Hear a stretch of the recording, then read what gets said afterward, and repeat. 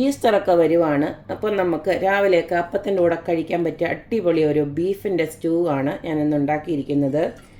നല്ല അപാര ടേസ്റ്റാണ്. നമ്മൾ മല്ലിപ്പൊടിയൊന്നും ഇട്ട് കൊടുക്കാതെ തന്നെ നല്ല കുറുകിയ ചാറോട് കൂടിയുള്ള ഈ ഒരു ബീഫ് സ്റ്റൂ ഉണ്ടെങ്കിൽ നല്ല സൂപ്പറായിരിക്കും. അപ്പത്തിൻ്റെ കൂടെയോ പൊറോട്ടയുടെ കൂടെയോ ഏതിൻ്റെ കൂടെയും നല്ലൊരു കോമ്പിനേഷനാണ് ഈ ഒരു ബീഫ് സ്റ്റൂ. അപ്പോൾ നമുക്ക് ഈ ഒരു റെസിപ്പി എങ്ങനെയാണ് ഉണ്ടാക്കുന്നതെന്ന് നോക്കിയിട്ട് വരാം.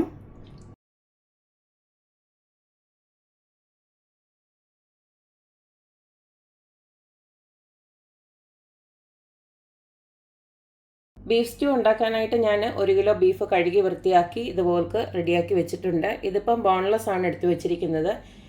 നിങ്ങൾ എടുക്കുമ്പോൾ ബോണോട് കൂടിയത് കിട്ടുവാണെങ്കിൽ അതാണ് ഏറ്റവും നല്ലത്. നമുക്ക് ഏത് മീറ്റ് ആണെങ്കിലും ബോണോട് കൂടിയത് പിന്നെ പാകം ചെയ്യുമ്പോഴായിരിക്കും ഇച്ചിരി കൂടെ ടേസ്റ്റ് കൂടുതൽ കിട്ടുക. എന്തായാലും ഈ ബീഫ് ഒന്ന് മാരിനേറ്റ് ചെയ്ത് വെക്കാനായിട്ട് ഞാൻ ആദ്യം തന്നെ കുറച്ച് ഉപ്പിട്ട് കൊടുക്കുകയാണ്. ഇപ്പോൾ ഒരു 1/2 ടീസ്പൂണ് ഉപ്പിട്ട് കൊടുക്കുന്നുണ്ട്. 1 കിലോ ബീഫാണ് ഇപ്പോൾ ഇത് എടുത്തിരിക്കുന്നത്. അടുത്തതിലേക്ക് ഞാനൊരു 1/4 ടീസ്പൂണോളം മഞ്ഞൾപ്പൊടി ഒന്ന് ഇട്ട് കൊടുക്കുന്നുണ്ട്.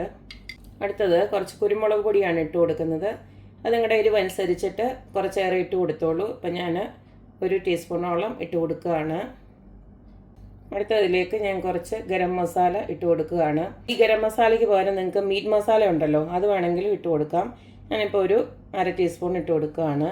ഇനി ഇതിലേക്ക് ഞാൻ കുറച്ച് ഇഞ്ചി വെളുത്തുള്ളി പേസ്റ്റ് ഇട്ട് കൊടുക്കുകയാണ്. ഒരു 1/2 ടീസ്പൂൺ മതി. ഇനി നമുക്കിതിലേക്ക് കുറച്ച് വെളിച്ചെണ്ണ ഒന്ന് ഒഴിച്ചിട്ട് നമുക്കിതൊന്ന് തിരുമ്മി പിടിപ്പിച്ചൊന്ന് വെക്കണം.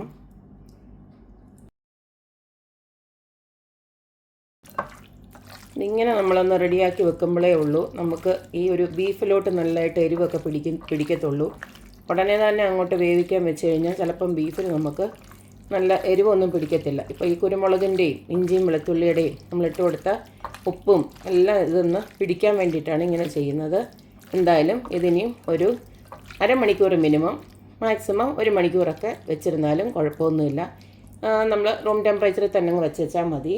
ബീഫൊക്കെ മാരിനേഷൻ ചെയ്യാൻ വെച്ചിട്ടിപ്പോൾ 1 മണിക്കൂറിന് മേലെ ആയി. ഞാനിപ്പോൾ ഇനിയും ഇതൊന്ന് കുക്കറിലോട്ട് ഇട്ട് കൊടുക്കുകയാണ്.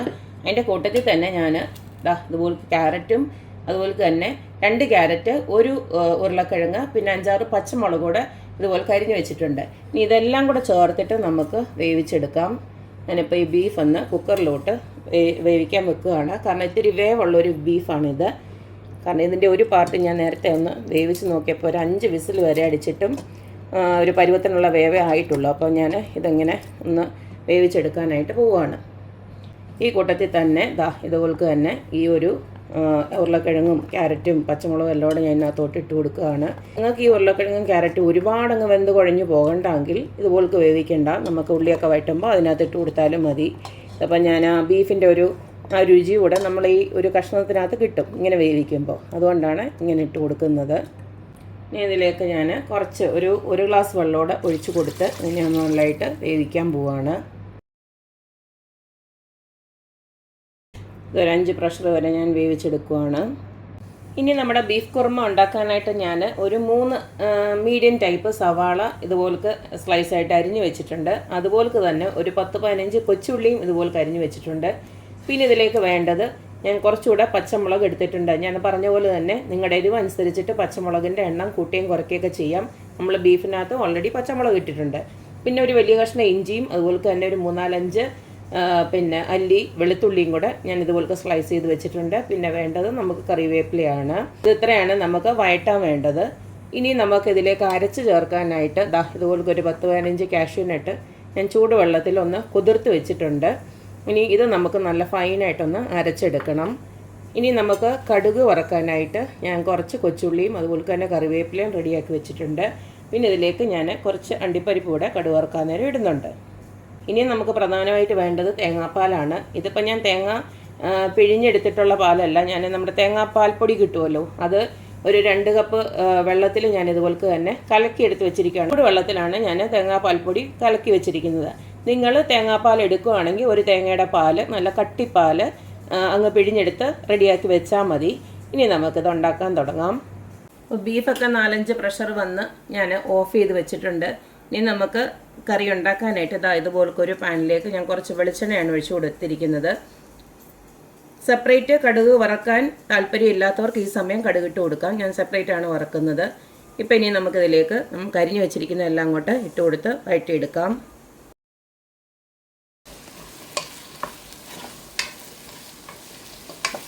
ഇനി ഉള്ളിക്ക് ആവശ്യമായിട്ടുള്ള ഉപ്പൊന്ന് ഇട്ട് കൊടുക്കാം.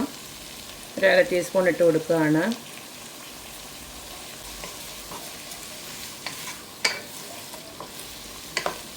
അടുത്ത ഇതിലേക്ക് ഞാൻ ഇട്ട് കൊടുക്കുന്നത് പട്ട, ഗ്രാമ്പൂ, ഏലക്കയാണ്. ഇത്രയും ഇട്ട് കൊടുക്കുന്നുണ്ട്. എല്ലാവരും 3-4 കഷ്ണം വെച്ചിട്ട് ഇട്ട് കൊടുക്കുന്നുണ്ട്. ഇതിൻ്റെ കൂട്ടത്തിൽ തന്നെ നമുക്ക് ബേ ലീഫ് ഉണ്ടെങ്കിൽ ബേ ലീഫ് കൂടെ ഇട്ട് കൊടുക്കാം. 1-2 എണ്ണം ഇട്ട് കൊടുത്തേച്ചാൽ മതി. അപ്പം ഇങ്ങനെയുള്ള കറി വെക്കുമ്പോൾ ഇതിൻ്റെയൊക്കെ ഒരു മണം മുന്നേ നിൽക്കുന്നത് നല്ല രുചിയാണ്. ഉള്ളിയെല്ലാം വാടി വന്നിട്ടുണ്ട്. ഇതുപോലക്ക് കണ്ടില്ലേ, ഈ ഒരു രീതിയിൽ വാടി വന്നിട്ടുണ്ട്. ഞാൻ ഇടയ്ക്കൊന്ന് സ്റ്റൗ ഓഫ് ചെയ്തു, കാരണം നമ്മുടെ ബീഫിൻ്റെ ഒന്ന് പ്രഷർ പോകാൻ വേണ്ടിയിട്ട്. അപ്പം ഈ ഒരു പരുവത്തിന് ഉള്ളി വാടി വരുമ്പോൾ നമ്മൾ വേവിച്ച് വെച്ചിരിക്കുന്ന ബീഫൊക്കെ ഉണ്ടല്ലോ, അതങ്ങോട്ട് ഒഴിച്ചു കൊടുക്കാം. ഒരുപാടങ്ങ് വെന്ത് കുഴഞ്ഞൊന്നും പോയിട്ടില്ല, കണ്ടില്ലേ. ഈ സമയത്ത് അരച്ച് വെച്ചിരിക്കുന്ന അണ്ടിപ്പരിപ്പ് അങ്ങോട്ട് ഒഴിച്ചു കൊടുക്കുകയാണ്.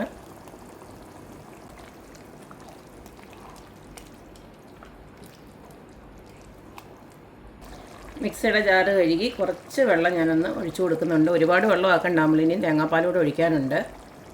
ഈ സമയം നമുക്ക് ഉപ്പും എരിവുമൊക്കെ നോക്കിയിട്ട് വേണമെന്ന് വെച്ച് കഴിഞ്ഞാൽ ഉപ്പും കുറച്ച് കുരുമുളക് പൊടിയൊക്കെ വേണമെങ്കിൽ ഇട്ട് കൊടുക്കാം. അതുപോലെ തന്നെ ഗരം മസാല,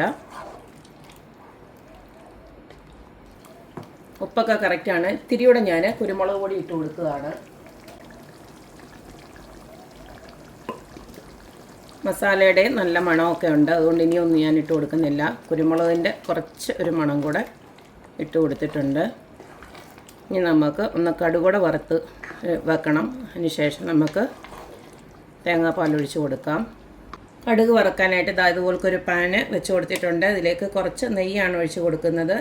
നിങ്ങൾക്ക് വെളിച്ചെണ്ണയിൽ തന്നെ കടുക് വേണമെങ്കിൽ വറക്കാം, അല്ലെങ്കിൽ ഞാൻ നേരത്തെ പറഞ്ഞ പോലെ തന്നെ കടുക് വറക്കാനായിട്ട് സെപ്പറേറ്റ് വറുത്തില്ലെങ്കിലും കുഴപ്പമൊന്നുമില്ല. ആദ്യം തന്നെ കടുക് ഇട്ട് കൊടുത്തേച്ചാൽ മതി. അപ്പോൾ വീഡിയോയ്ക്കകത്തൊന്ന് കളർഫുൾ ആകാൻ വേണ്ടിയിട്ടാണ് ഞാനിങ്ങനെ കടുകൊക്കെ വറുത്തിടുന്നത്. നെയ്യൊന്ന് ചൂടായി വരുന്ന സമയത്ത് നമുക്ക് കടുക് ഇട്ട് കൊടുക്കാം. കടുക് പൊട്ടി വരുന്ന സമയത്ത് നേരത്തെ എടുത്ത് വെച്ചിരിക്കുന്ന അണ്ടിപ്പരിപ്പുണ്ടല്ലോ, അതങ്ങോട്ട് ഇട്ട് കൊടുക്കുകയാണ്.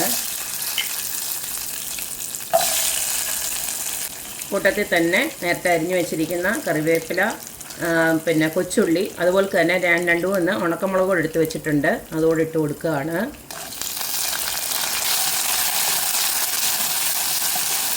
അപ്പോൾ എല്ലാം നല്ലതായിട്ട് മൂത്ത് വന്നിട്ടുണ്ട്. ഈ സമയം നമുക്ക് ഇതൊന്ന് മാറ്റി വെക്കാം. നമ്മൾ അണ്ടിപ്പരിപ്പ് അരച്ചതൊക്കെ ഇട്ട് കൊടുത്തപ്പോഴത്തേന് ഇത് കണ്ടോ, നന്നായിട്ടങ്ങ് കുറുകി വന്നിട്ടുണ്ട്. ഇനി നമുക്ക് തേങ്ങാപ്പാലൊന്ന് ഒഴിച്ച് കൊടുക്കാം. തേങ്ങാപ്പാൽ ഈ പറഞ്ഞ പോലെ നമ്മളിങ്ങനെ വയ്ക്കുന്നുണ്ട്. നിങ്ങളിപ്പോൾ 1-ാം പാൽ 2-ാം പാൽ അങ്ങനെയൊന്നും എടുക്കണ്ട. നല്ലൊരു കട്ടിപ്പാലങ്ങ് എടുത്ത് വെച്ചാൽ മതി. മാക്സിമം പിഴിഞ്ഞെടുത്ത് അതിലോട്ട് ഞാൻ ഒഴിച്ചു കൊടുക്കുകയാണ്. തേങ്ങാപ്പാൽ ഒഴിച്ചു കൊടുത്ത് നിങ്ങളുടെ ചാറിന് ആവശ്യമായിട്ടുള്ള രീതിയിൽ ഒഴിച്ചു കൊടുക്കണം. എന്തായാലും ഇത് നല്ലതായിട്ട് ഒന്ന് കുറുകും. തണുക്കുന്നുണ്ടെങ്കിൽ ഒന്നുകൂടെ നല്ലതായിട്ട് കുറുകി വരും. ഇനിയും ജസ്റ്റ് ഒന്ന് ചൂടായാൽ മതി. തേങ്ങാപ്പാൽ ഒഴിച്ചതിന് ശേഷം നമുക്ക് ഒന്നും കൂടെ ഉപ്പും എരിവുമൊക്കെ ഒന്നുകൂടെ നോക്കണം. വേണമെന്ന് വെച്ച് കഴിഞ്ഞാൽ വീണ്ടും ഇച്ചിരി കൂടെ ഇട്ട് കൊടുക്കുക. ഒരു പൊടിയോളം ഉപ്പിൻ്റെ കുറവുണ്ട്, ഞാൻ അതോടെ ഇട്ട് കൊടുക്കുകയാണ്. ഒരു 1/4 ടീസ്പൂൺ മതി.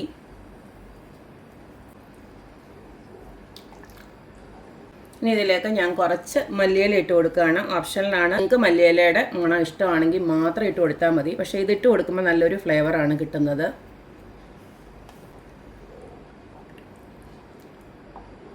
ഇതിപ്പോൾ നന്നായിട്ടൊന്ന് ചൂടായി വന്നിട്ടുണ്ട്. അപ്പം ഇനി നമുക്ക് കടുക് വറുത്തതോടെ ഇതിനകത്തോട്ട് ഇട്ട് കൊടുക്കാം.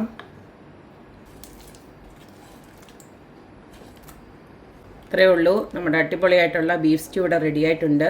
അപ്പാര രുചിയാണ്.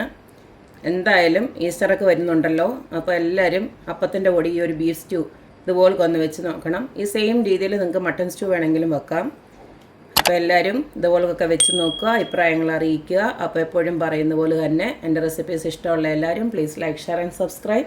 അപ്പോൾ ഇനി ഒരു അടിപൊളി വീഡിയോ ആയിട്ട് വരുന്നവരേക്കും ബായ്.